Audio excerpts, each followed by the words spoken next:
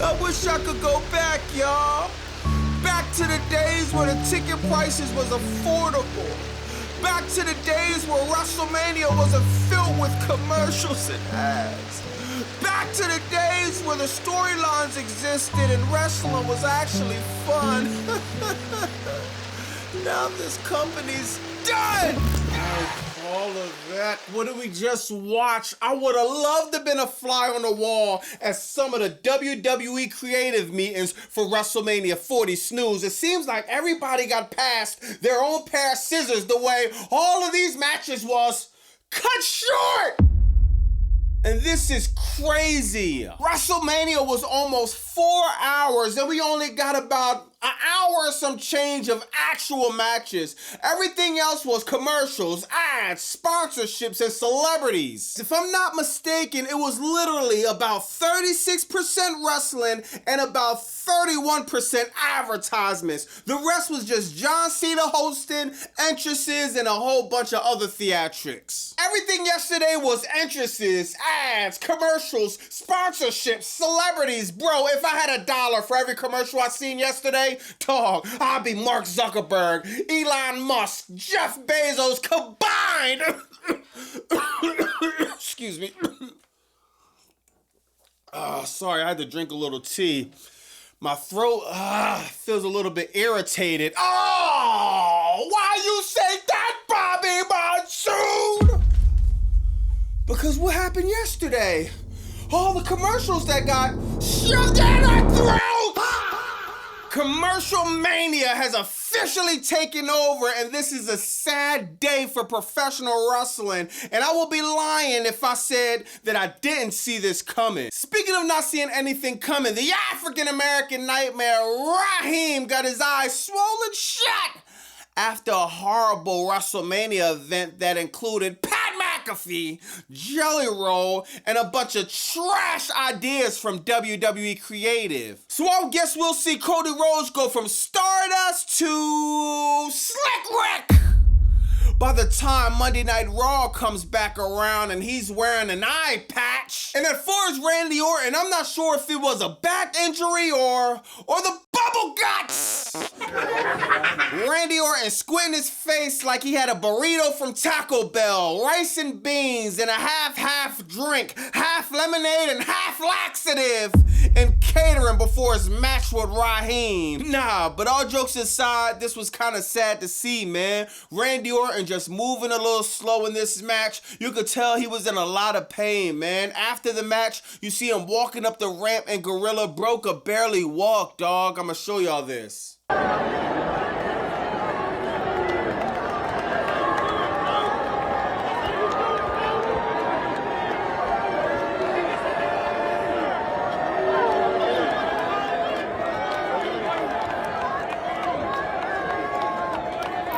Now, this is my question, and let me know in the comments what y'all think. Where do we go with the storyline if Randy Orton is going to be out the next few months, man? Pat McAfee literally just got with Randy Orton, 2 or 3 weeks ago? They were supposed to save the business. Now, Randy Orton turns around, RKO's Pat McAfee for whatever reason at the end of the main event, and now what? And remember what Pat McAfee said? If he loses to Randy Orton, he's going to be out of WWE forever. Will he keep his word or nah?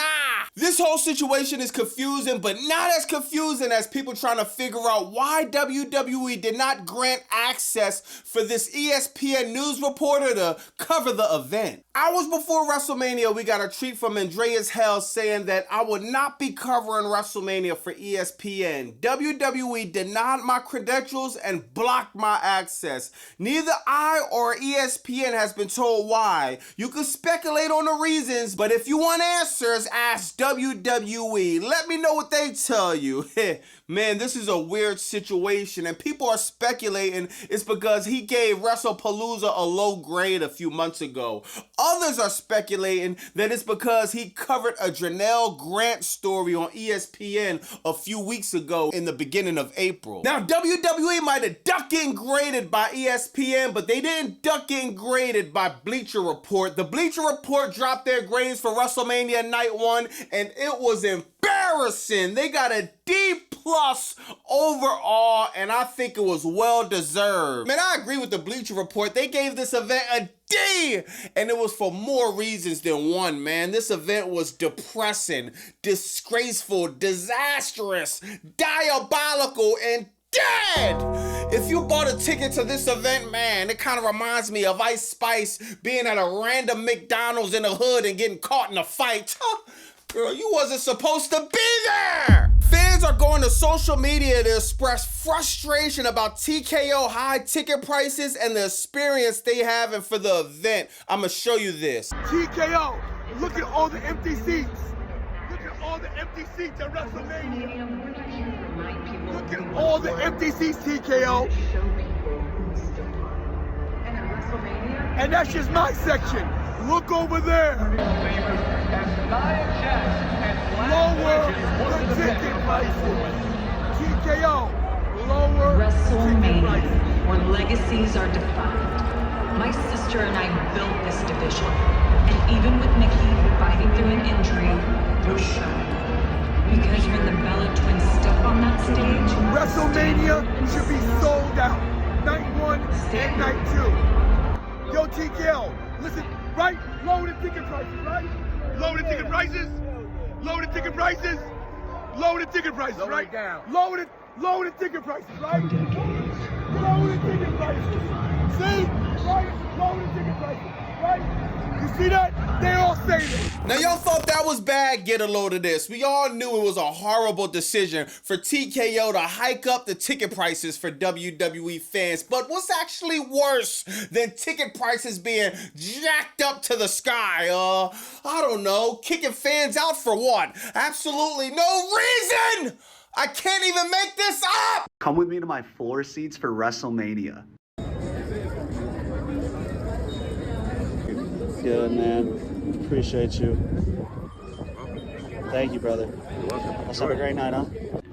All right, we got in. The setup is fantastic. The stage is a lot different from last year. I was worried that they would do something similar because it's being in the same venue, but look at these seats. These seats were incredible. I can't wait to see how the night unfolds. I'm pretty sure Paige is going to be returning tonight, so hopefully I get to see that. But yeah, thank you for staying with me. This group of security right here that's walking away without giving me a reason just kicked me out of WrestleMania. Yes, sir. Nothing to do with the stadium. We've been informed by WWE that they wanted you ejected off the site. Really? They wanted to what? They want you guys ejected off the site, something that might have went on social media or something like that, but we are stadium security. Okay. WWE security wants you guys ejected from the site. So WWE specifically Where's said, that? What's the reason for this? Yeah. You gotta have a reason, right? It's their show. Yeah, valid. Okay. It's their show. Okay.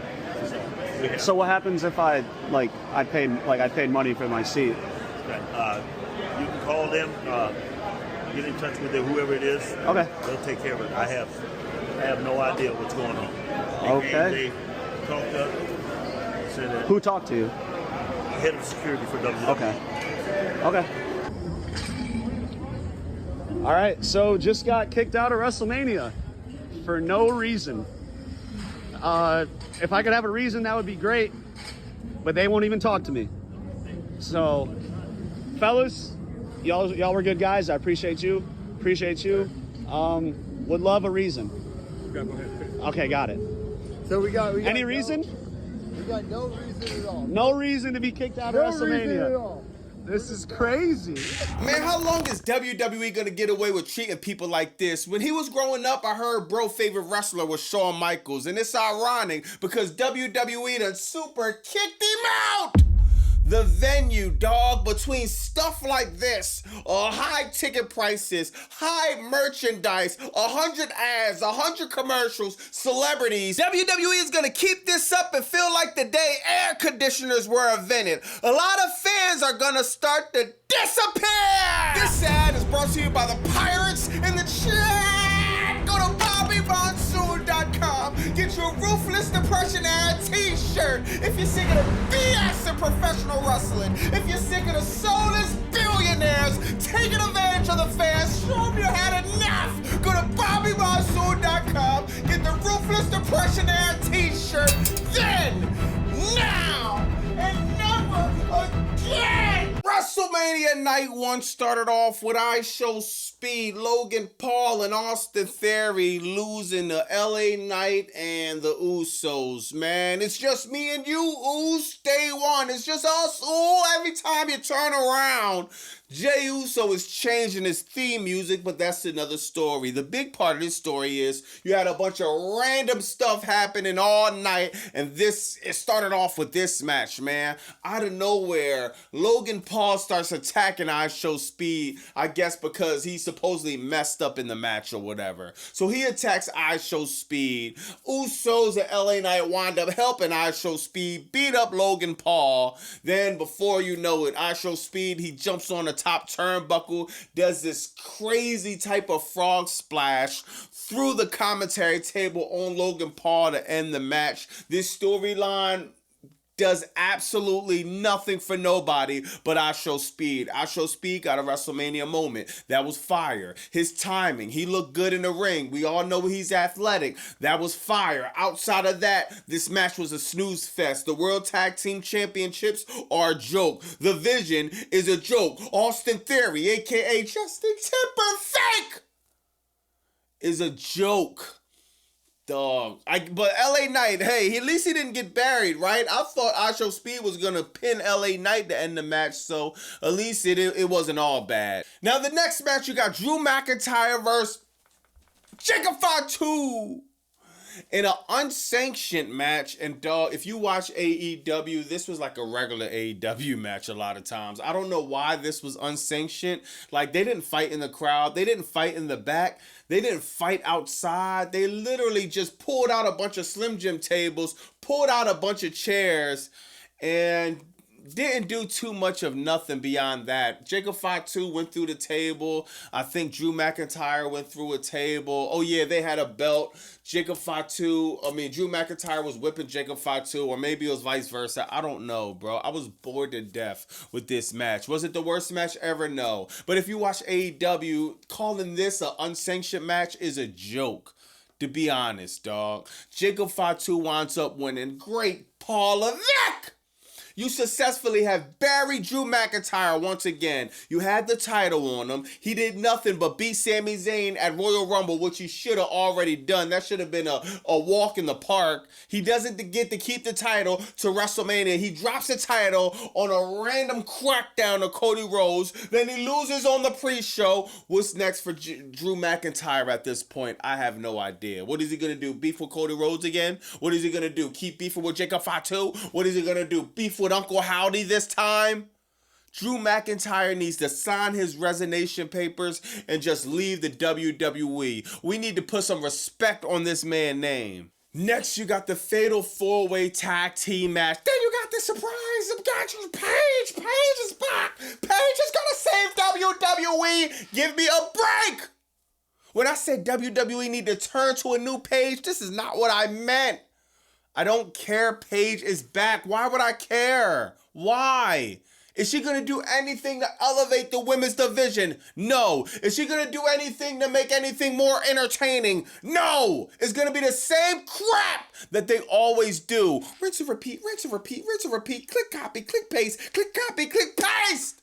I'm sick of it. If you was going to have the Bella Twins win the tag team championships, that actually makes sense. But Nikki got hurt because of her ankle. Now it's Brie Bella and Paige, the women's tag team champion. Dog, why will we take this division serious with crap like this? Oh, not to mention, the match was like less than 10 minutes, right? Dog, this is a joke! This is a joke. After that, you got Becky Lynch versus AJ Lee, man. Of course, Becky Lynch wins.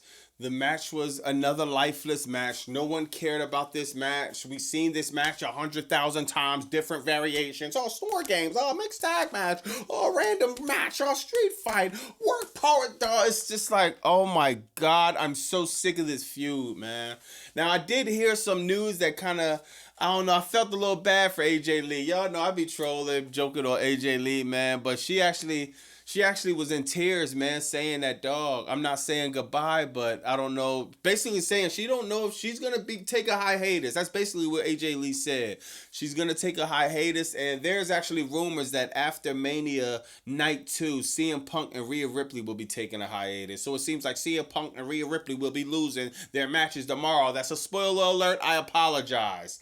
I can't blame AJ Lee for wanting to take a hiatus, man. Like, AJ Lee, I feel like she could do a lot more. She could deliver a lot more for this company, but just being handcuffed by horrible creative, it's just impossible to turn some of this into a good product, man. It's impossible. So hopefully AJ Lee could bounce back, man, and she could be in something else other than Becky Lynch, because I think she can be a asset to the back, especially being a veteran and knowing the in-ring and stuff like that, man. But God, I don't know. Let me know what y'all think. After that, you had the match I was looking forward to out of the whole weekend. There was one match I was looking forward to more than anything, to be honest. It was Liv Morgan versus Stephanie Valkyrie. This was the most disappointing match I could remember, dog. Less than 7 minutes. They only went like 6 minutes and 50 seconds. Paula Vick! The disrespect of the women's division. 6 minutes and 50 seconds? This is a World Heavyweight title match. Do you wonder why we don't care about women's wrestling in WWE? This is one of the reasons why. The disrespect is at an all-time high. Maybe if you cut out Liv Morgan doing her music video in the beginning of her entrance, we could have had more from some actual storytelling in the match. But that's too much to ask for in WWE in 2026. This match was short. It was trash. It was unbelievable. I literally went up to get a cup of water. I came back. The match was over. I'm like, whoa, what? This is sad, bro. The Judgment Day comes out to help Liv Morgan. They're all celebrating. And on the pre-show, you got Corey Graves, right? He jumps from the commentator booth, gets down on all four, and starts shaking his tail feather to Liv Morgan's music video. This company is nothing less than a circus act! And it's sad, bro. I'm embarrassed to say I watched this. Now, the best thing by far on this show was us seeing Bianca Belair and hearing the news she was pregnant, man. Shout out to Montez Ford. Shout out to Bianca Belair. I wish them many blessings with their family and everything else they got going on in the future, man. This was incredible news, and I can't wait till she gets back in the ring. Next, you got Gunther going over Seth Rollins. This was probably the match of the night. Even though it was an exhibition match, even though they didn't have a storyline, this was still the match of the night. We got to see the return of Braun Breaker, and even though he ran like 100,000 miles per hour just to hit Seth Rollins with the lightest spear you could ever imagine, actually hit him with his forearm, beggars can't be choosers. I think it's good we got Braun Breaker back. I think the feud with Braun Breaker and Seth Rollins could be good moving forward, so we'll see how that plays out. Next, you got the last match. The African-American Nightmare Raheem retains the title against the Apex Predator Randy Orton. Oh my God, Randy Orton is gonna be going for a long time, y'all. I'm telling you, these back injuries are weird, dog. Seriously, I don't even know what happened, because Randy Orton seemed like he was cool. He was wrestling, he was moving good. So I don't know if he worked out and something happened, or maybe he slept wrong. I don't know what happened, man. But Randy Orton has been hurting for a few weeks, man. He still went through the match, and actually he had a spot where he did a suplex off the top rope where, for the life of me, I don't understand why did he do that spot, bro. Like, why? You didn't need to do that spot. You're making things actually worse. Randy Orton leaves off limping. You got Pat McAfee doing everything he can to go over as a heel, and it's just not working. He's running around taking pictures with the neck brace. Dog, why do you have a neck brace on? Jelly Roll gave you the softest elbow possible, and you shouldn't even been took on a stretcher, but you have a neck brace on. Like, give me a break. Ari Emanuel! Stay, dog, just stay somewhere in the office counting your billions. Don't come down in the creative. We already have a rough enough time dealing with Triple H and whoever else is a part of this team. Ari Emanuel's completely single-handedly botched WrestleMania 42 when he added Pat McAfee, but I don't know what Raheem's gonna do. He's probably gonna have a patch on his eye come Raw. Punk is about to lose tomorrow. If he is taking a hiatus, it's just like, I'm just so sick of this company, dog. Seriously, I'm drained. It's a long weekend. I can't believe we got another night of this. The only thing is, night 2 should be better, y'all. We got the ladder match. That should be fire. Sami Zayn versus Trick Williams should be fire, even though Sami Zayn might be winning because Trick Williams beat him up on Crackdown. Obafemi Brock Lesnar, that should be promising. Let's cross our fingers Obafemi wins. Let's cross our fingers that CM Punk and Roman Reigns could actually do some making up of the horrible build that they had and actually redeem themselves and give us a good match to end off WrestleMania 40 snooze. But let me know in the comments what you think about that.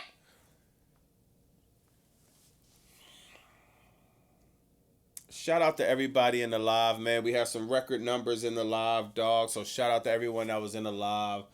Shout out to everyone tuning in to all the videos. The numbers looking good, man. I just wish the WWE product was looking good, bro. I wish we could have fun, man. I wish we could laugh. I wish we could say, oh, man, that was great, man. The final boss came back. There's nothing great. There's nothing to even talk about that's remotely positive. This stuff stinks. Let me know in the comments what you think about that. I'll see y'all tonight at WrestleMania 40 Snooze Night 2. It's Bobby Monsoon 215. Like, comment, subscribe. Bye!